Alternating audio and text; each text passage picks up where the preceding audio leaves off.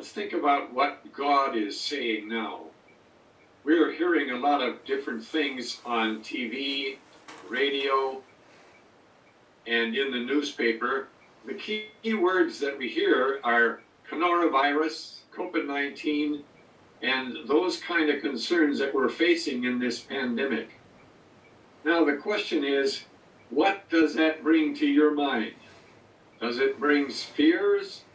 Does it bring anxieties? What's going to happen with your health?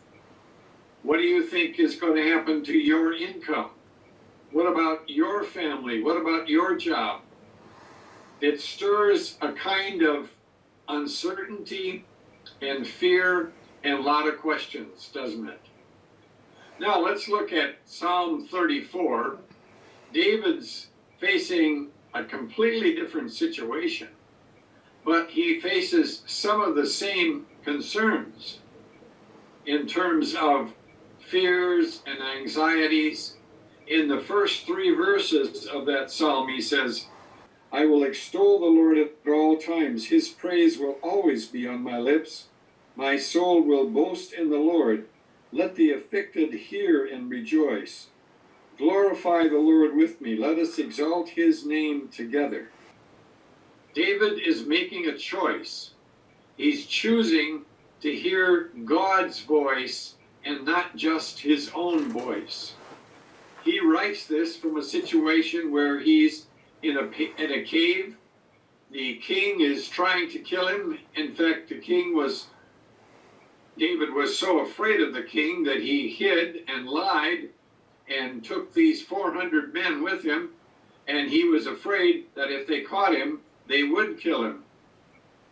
So his feelings and his own thoughts were probably somewhat similar to the kind of thoughts that we have nowadays.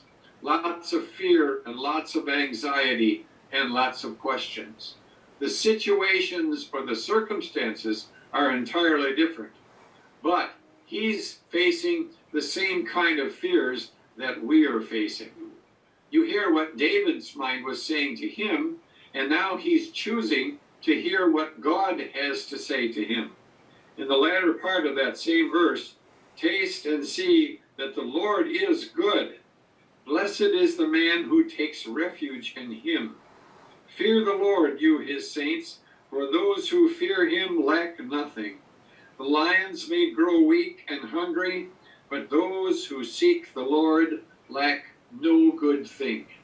You see, it's our choice about which voice we choose to be the primary voice. Is it our voice of fear, or is it the voice of the greatness of God and his promise to care for us? You may want to read the 34th Psalm sometime today.